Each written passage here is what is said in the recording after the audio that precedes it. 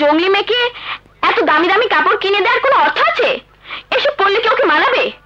পাপা, এই কাপড়গুলো আমি নিয়ে নিই, ওকে ফুটপাত থেকে কিছু কিনে দিও। হ্যাঁ, আরে যা যা, ফোটে কেন থেকে। নদী, নদী চুপ করো। দেখো রানী, নদী এখন এ বাড়িরই একজন, তার সম্মান আমাদের সম্মান একই, কোনো ভেদাভেদ নেই। পাপা, তুমি অবাক করার মতো কথা বলে। রাস্তা থেকে একটা মেয়েকে তুলে আনলে কি ও আমাদের মতো হয়ে যাবে? ওকে দেখলেই মনে হয় একটা কাজের মেয়ে। ওই সেরি, আমি কি কইছি আমার এই দামি দামি কাপড় কিনা দাও? আমার যেটা মানাইবো সেইটা তো আমি চুরি করে আনছি। দেখলে দেখলে পাপা, ওর কথা বলার ধরন দেখলে।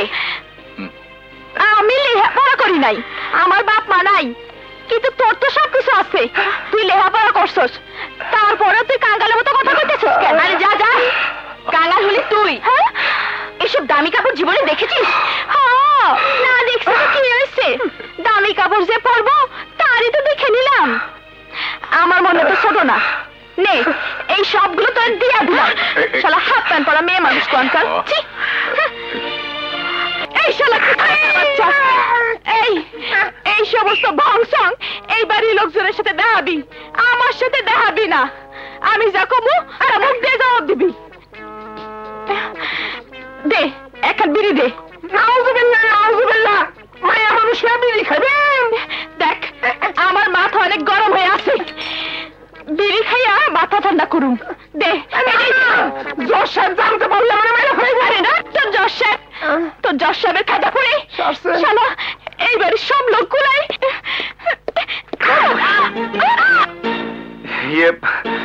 I'm really sorry. ওই সারা অন্ধ নাকি? দেখে চলতে পারো না? গরুর মতো হড়হড় করে হাঁটতাছ। আপনার পরিচয়? আচ্ছা, যদি আমি ভুল না করে থাকি, তুমি সেই... ওইসব কথা রাখেন, আসল কথা কন। এই বাড়িতে কে আইছেন? হ্যাঁ, কাজ তো তোমার সঙ্গে, ওস্তাদ পকেটমার। তুমি সেই মেয়ে আমার কোটের পকেট থেকে মানিব্যাগ চুরি করে পালিয়েছিলে। বলো বলো, আমার মানিব্যাগ কোথায়? বলো। আবার আমার হাতে বদবস সারুন। উল্টা পাল্টা আর একটা কথা যদি কইছেন, তাহলে জজ সাহেবরে কইয়া এমন এক কেস হুইট করুম, সারা জীবন জেলে চাকরি মিশতে হইব। চুপ!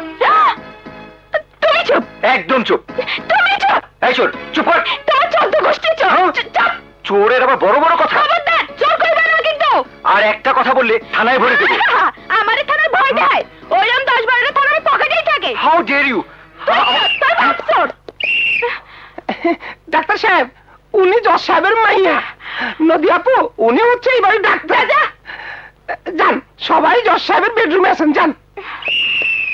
ও আচ্ছা আচ্ছা, তোমার কথাই তাহলে আঙ্কেল আমাকে টেলিফোনে বলেছিলেন। মানিব্যাগ কোথায়? জানি না। জানবেন কোত্থেকে? আপনি এখন জজ সাহেবের মেয়ে, মুন্নার বোন, এই জন্য কিছু বলতে পারছি না। মানিব্যাগ কোথায়? ব্যাগে তো ছিল মাত্র 100 টাকা, আর সারি মাত্র ছিল লাখ টাকা। ব্যাগ পুলিশে দিয়ে দিছি। আর কিছু জানা আছে? টাকা কোথায়? খরচ করে ফেলছি। হ্যাঁ, শালা ফকির। টাকা আমি ঠিকই উসুল করে নিই, মাইন্ড ইট। আরে যান যান, আপনার মতো কত দেখলাম। তোমাকে আগেই বলেছিলাম মেয়েটিকে আমাদের বাড়িতে আনা ঠিক হবে না, তখন তুমি আমার কথা শুনলে না। এখন দেখলে তো আমাদের রানীর সঙ্গে কিরকম অসভ্যের মতো কথা বললো। তুমি এত ঘাবড়াচ্ছ কেন? অন্তত একটা মাস যেতে দাও। তখন বাড়ি আর বাড়ি থাকবে না, বাড়ি গরুর খোয়ারে পরিণত হবে। কি ব্যাপার আন্টি? এই যে ডাক্তার, তুমি এসে গেছো। দেখো তো, দেখো। আপনি এত উত্তেজিত কেন? আচ্ছা, আপনাকে না বলেছি ছোটখাটো কোনো ব্যাপার নিয়ে এত উত্তেজিত হবেন না। কাকে ছোটখাটো ব্যাপার বলছো ভাইয়া? নদী যা করে ওরকম আর 2-4টা ঘটনা ঘটলে এবাড়ির সবাই প্রেসার উঠে মারা যাবে। রানী! আঙ্কেল, আঙ্কেল প্লিজ, এবারই ফ্যামিলি ফিজিশিয়ান হিসেবে আমার জানা উচিত রোগীর মূল সমস্যার কারণ কি। এটা জানা না থাকলে চিকিৎসা করা তো আমার পক্ষে সম্ভব নয়। নদী, যে অনাথ মেয়েটিকে আপনি আশ্রয় দিয়েছেন। কিসের অনাথ? লাজ লজ্জাহীন এক অসভ্য মেয়ে, মুখে কিছুই আটকায় না। আজ জেলে থাকে তো কাল বাইরে। ওর কাছে কি ভালো কিছু আশা করা যায়? এই গাড়ির বাচ্চারা নেই, বাইরে একটা লোকের সামনে আমার কি বদনাম করছে সে, এমন এক থাপ্পড় দেবো বাপের নাম পর্যন্ত ভুলে যাবি। আহা, তোরা কি একটু চুপ করবি? কেন চুপ করবো? কেন চুপ করবো? আমি কি নিজের ইচ্ছেই বাড়িতে এসেছি? আমাকে জোর করে আনা হয়েছে। সারা এই বাড়ির চাইতে কারাগার অনেক ভালো ছিল। ধ্যাৎ শালা। দেখলে সাগর, আমরা কেমন শান্তিতে আছি। শালা, এইটা একটা বাড়ি হলো? এইটা করে না ওইটা করে না, হাসবা তো মুখ খুলতে পারবে না, ঘুমাবো তো চোখ বন্ধ করতে পারবে না, হাঁটবা তো পা চলতে পারবে না, দম বন্ধ করবে তো মরতে পারবে না। শালা, আমি আর এই বাড়িতে থাকবো না। আজই আমি চলে যাবো। থামো থামো নদী, তুমি কি পাগল হয়ে গেছো? আমার কিছুই হয় নাই। হয়েছে কি হয়নি সেটা আমি দেখবো। তোমার লজ্জা করে না?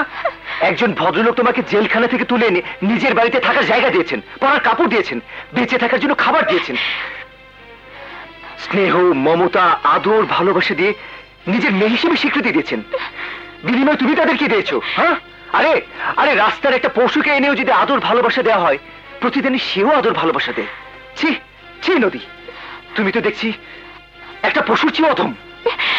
আরে আরে আমি কি করছি সেইটা আগে কও। তুমি জানো জজ সাহেবের স্ত্রী অসুস্থ, ওনার প্রেশারের অসুখ। তোমার কারণে উনি অসুস্থ হয়ে যে কোনো সময় মারা যেতে পারেন।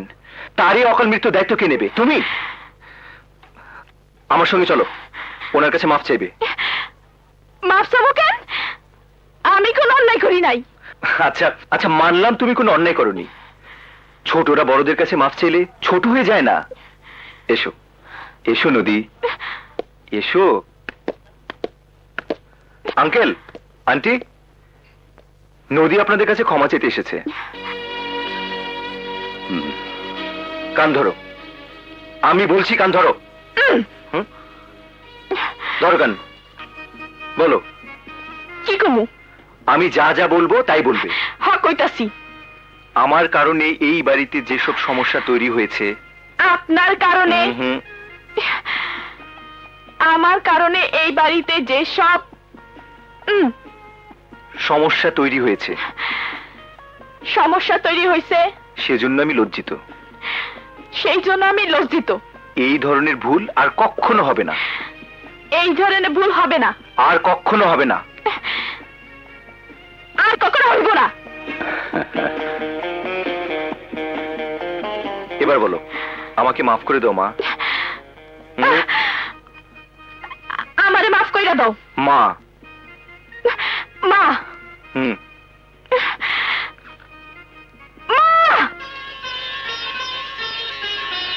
মুন্না ভাইয়া এসেছে, মুন্না ভাইয়া এসেছে।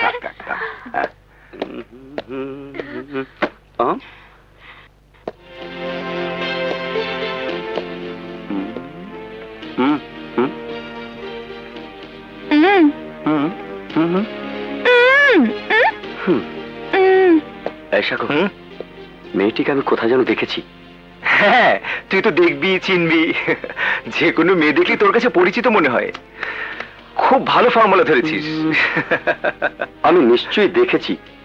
কোথায় দেখেছি?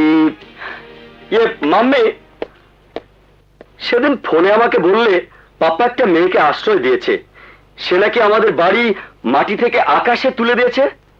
মেয়েটি কই? কি নাম তার? নদী। ও হ্যাঁ হ্যাঁ, নদী। এই মেয়ে, নদীকে খবর দাও, বলো তার মিষ্টি সুন্দর এক ভাই এসেছে।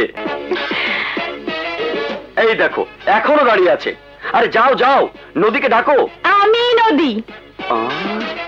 কি দম বন্ধ হয়ে গেল নাকি? অবশ্য আমারে দেখলে এরকম অনেকেরই দম বন্ধ হয়ে যায়।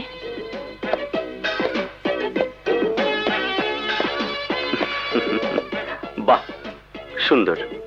তুমি খুব সুন্দর তো। আমাদের বংশের মধ্যে এমন সুন্দর মেয়ে নেই। কিন্তু নদী, এর আগে তোমাকে কোথায় যেন দেখেছি। দেখলে জেলে দেখছো? মাসের 15 দিন আমি জেলেই থাকি। আহা, এখনো সব ভুলে যেত।